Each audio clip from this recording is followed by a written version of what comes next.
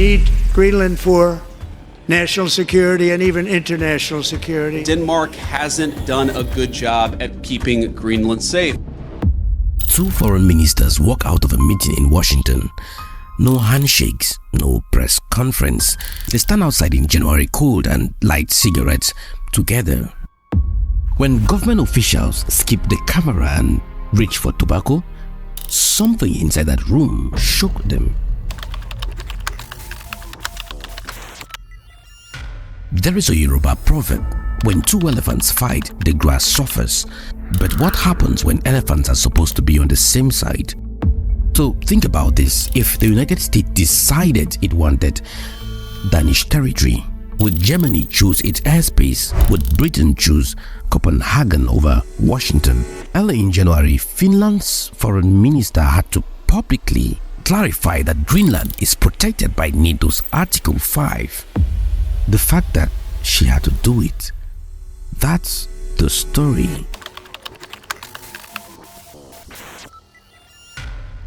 The Arctic, for most of history, frozen solid, a barrier, not a highway. The Arctic is warming 4 times faster than anywhere else. Summer sea ice disappearing, new shipping lanes opening, and the resources that were locked up under ice suddenly accessible. A new ocean is being formed, and the race to control its gates has begun.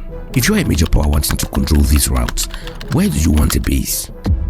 Now, let me show you something from an official White House account, not satire. 2 ducks, Greenland's flag between them, American stars with clear skies, Chinese and Russian flags with dark weather. Now, here is what that image reveals. Washington isn't treating Greenland like a partner. They are treating it like an asset that needs controlling before someone else controls it. In 2019, Trump suggested buying Greenland. Denmark called it absurd.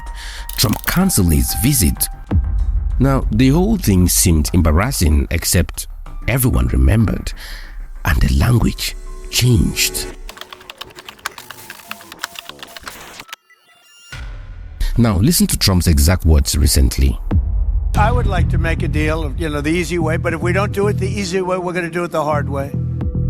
The hard way. When a journalist reminded him that Denmark fought alongside with the US in Afghanistan, Iraq, he cut off her, thanked her, said they would work it out. So why does Washington want Greenland so badly? 1. Missile defense. To fix space-based trucks, anything coming over the Arctic. Trump calls it the Golden Dome. It's a continental scale early warning. 2. Critical minerals, rare earths for smartphones, jets, turbines. Currently, China dominates the market, but Greenland could shift the balance. 3. Denial. If America doesn't control Greenland's infrastructure, Russia or China might gain influence. Strategic logic makes sense, except for one detail. Now, remember those 2 officials? Denmark's foreign minister and Greenland's foreign minister flew to meet VP Vance and Secretary Rubio. Trump didn't show up. He sent lieutenants to deliver the message. After the meeting, Denmark's foreign minister said discussions focused on long-term security and that perspectives continue to differ. That's diplomatic speak for "we have a problem." He added, "We believe Greenland's security can be ensured inside the current framework, the 1951 agreement, the NATO treaty." Translation: we already have treaties. Why are you doing this? You see, Greenland's prime minister was direct. Greenland will remain with Denmark. This must respect red lines. Then Trump said, we need Greenland for national security. We are going to see what happens. We are going to see what happens. Now, Denmark's army chief announced forces are ready to defend Greenland. The Danish Air Force have already landed transport aircraft there. Military personnel on the ground. A NATO member has deployed troops to defend its territory, potentially against another NATO member. You see the problem? Now, if you are watching this from Nairobi, Cairo, Lagos, wondering why this matters to you, let me connect the dots. There is an Akan proverb: the reign of a nation begins in the homes of its people. But I will add, the pressure of a nation begins with whoever wants its resources. Greenland has rare earths and strategic location. African countries have cobalt, lithium, critical sealings. Greenland got Chinese infrastructure offers. African countries get Belt and Road. Remember, Trump started talking about Greenland when they realized Greenland was borrowing money heavily from China for critical infrastructure. Most African countries are deeply in debt with China. Greenland has a US base since World War II. How many African nations host foreign bases under security partnerships? Now, treaties protect you until they don't. Denmark thought NATO guaranteed territorial integrity. Many African countries thought non-interference was a principle. But principles need enforcement, and enforcement needs someone to confront power.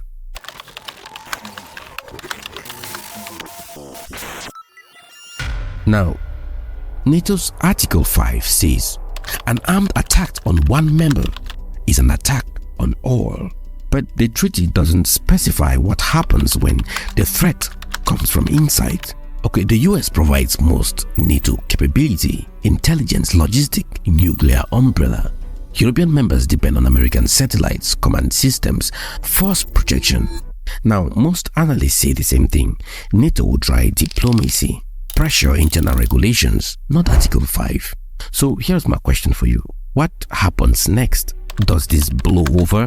Does Denmark negotiate expanded US presence for sovereignty guarantees? Or are we watching the beginning of a new crisis? Comment section is open. Now, there is a Swahili saying, Beni Jo, when yeji upon. When a guest comes, let the host get well. You accommodate visitors, but you don't give up your home. The Greenland question asks, can small states maintain sovereignty when great powers decide they need your territory? The answer? Only if you have leverage, only if you build alternatives. If you don't depend entirely on one protector. If Denmark is ramping up defense spending, strengthening Nordic ties, deploying their own forces, because they are realizing when push comes to shove, you need to defend yourself. That's the lesson for every smaller nation, from Greenland to Ghana, from Denmark to Djibouti. Security guarantees are useful, but they are not insurance. They are promises that get tested when interests change. So there are three things to remember. 1. The Arctic is no longer frozen. It's a new ocean with new routes, new resources, new checkpoints. The race is happening now. 2. Small states with strategic value are finding treaties have limits. When great powers decide they need what you have, the rules bend. 3. For African countries navigating between competing powers, the lesson is clear. Build your own capacity, diversify partnerships. Don't put all eggs in one basket, because when interests diverge, you need options. So, will NATO defend Denmark against America? We are about to find out. But the fact we are asking tells you how the world actually works. This is the strategic lens. If this changed how you see power dynamics, share it. And if you're thinking about what small nations should do in a world of competing elephants, drop your thoughts below. That conversation is where we figure out what happens next. I'm Osonwe Luis. See you in my next video. Bye.